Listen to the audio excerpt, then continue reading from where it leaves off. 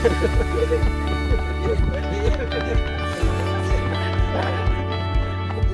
it.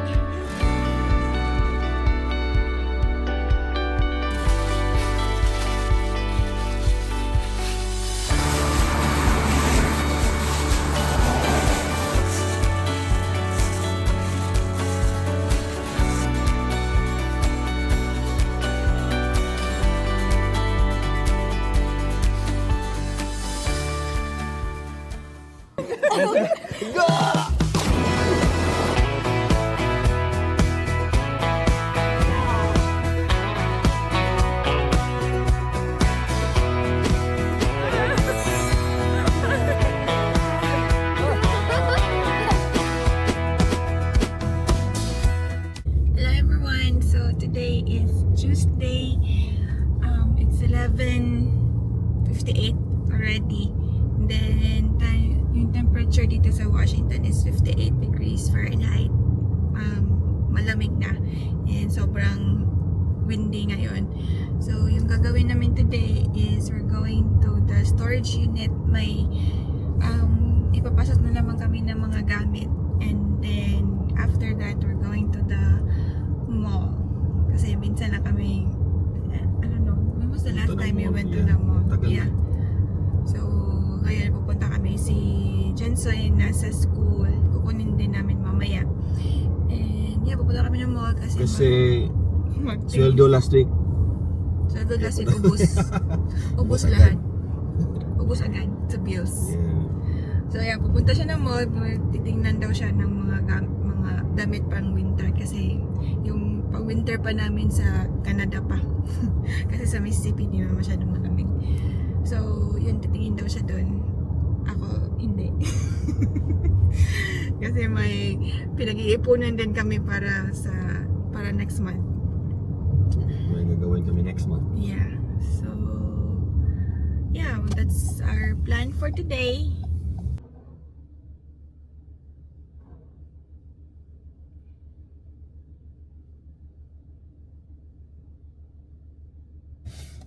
Lagyan pa yung space. Kampakayos. Gusto pa na sa taas. Mong ta? Yeah. So, yun nga pala yung mga nagpaabot ng mga well wishes nung nagkasakit ako. Thank you. And I'm feeling better na. Pero next week may appointment na ako sa PCP, meaning PCP is a primary care physician, and then I think sila yung magre-refer sa cardiologist sa akin.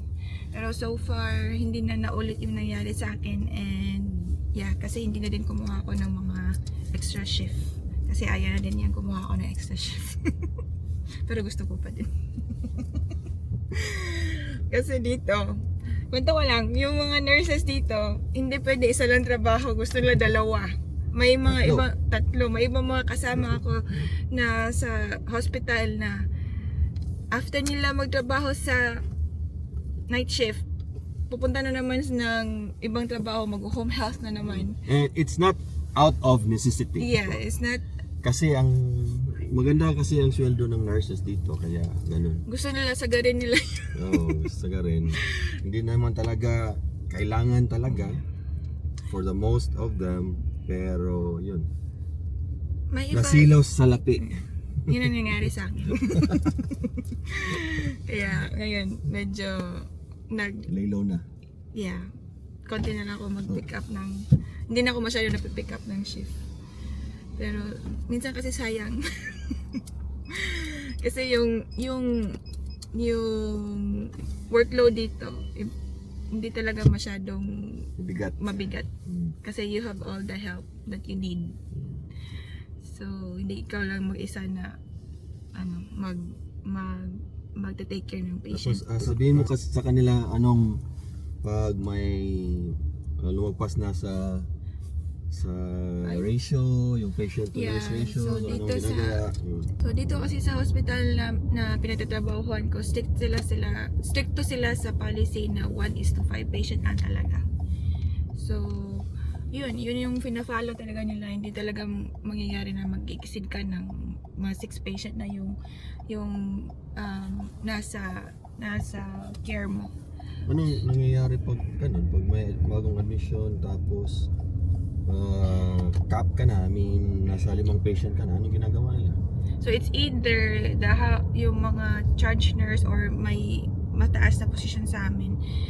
It's either tatawag sila ng ibang nurse para mag-duty para kukunin yung mga new admission, or yung ibang pasyente maghintay muna sa ER. Kung hindi naman malala yung pasyente ha, yung hindi naman critical yung condition. Kasi kung critical, itatransfer talaga yan agad sa floor, and kukuha sila ng ICU nurse na mag-take care talaga dun, or itatransfer nila sa ibang hospital para mabigyan agad ng lunas. Treatment. Pero of course sa ER nabigyan na yan, pero continue. Hintay mo na dun. I-continue yung care. So, yun yung nangyayari dito pag or titingnan din nila yung workload mo, kung mabigat ba yung mga pasyente mo, yung tingin nila maraming total care, yung mga ganun. So, ibabalance din nila. So, which is really good kasi titingnan nila kasi safety din ng patient yun. At saka, kung ganun, hindi din gaanong bugbog yung mga nurse dito. Yeah. So, yung mga nurse, yung nagbubugbog sa sarili. Yun talaga ang diferensya between nurses sa Pilipinas at dito sa Amerika. Dito talaga, stricto talaga yung hospitals or yung facilities. Although may ibang facilities na ang dami yung ratio, pero pag nasa hospital na, iba talaga. May stricto talaga sila sa pag-implement ng patient to nurse ratio. So, nandito na kami sa mall. Ang hangin talaga. Ayan. May Dick's na sporting goods store. Yan.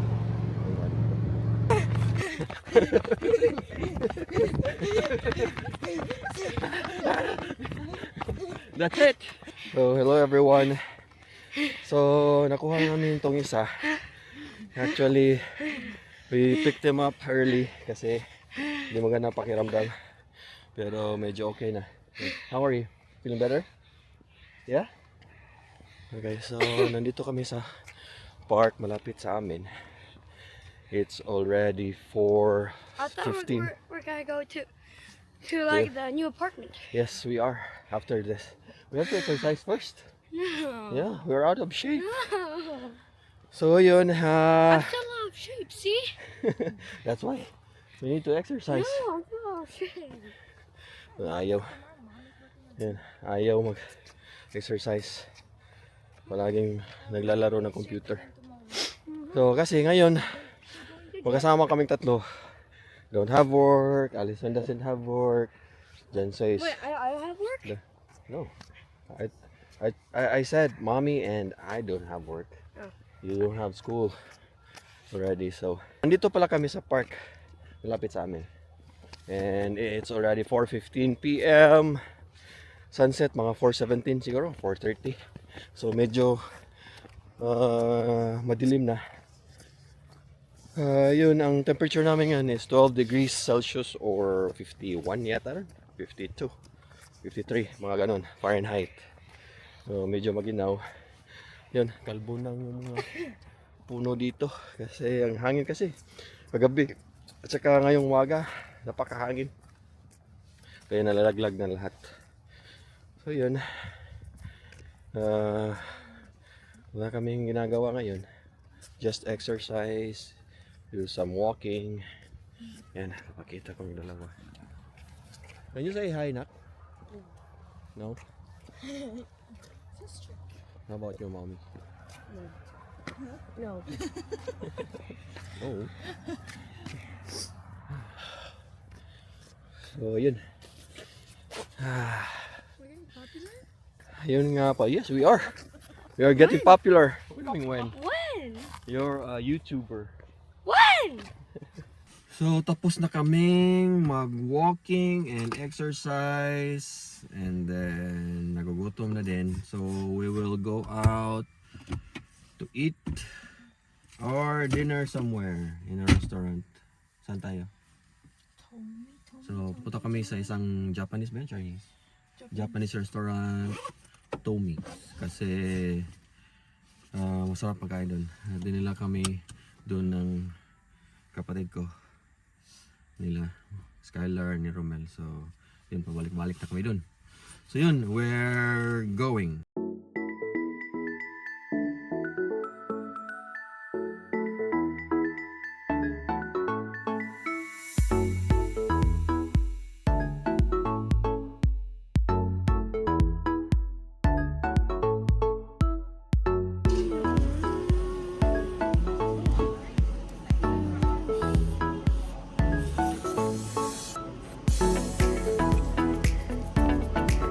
So, tapos na kami kumain. We're on our way home. Are you full? Are you full? Yeah, but not full enough to get that tasty bread. Oh, yeah. So yun. We're on our way home. Kasi busog na kami. Yan. So nandito na kami sa bahay. Kararating lang namin. Si Jansoy nandun sa bathroom. Nagpoop kasi busog na busog yun. Kasi napakasarap kasi ng Tomi. So, my sister and my brother-in-law introduced the restaurant to us. It's a Japanese restaurant, so napakasarap na. So, kaya busog. Kaya si Jansoy nung nagpoop. So, yun lang munang vlog namin ngayon. Thank you all for watching. God bless you all and stay safe.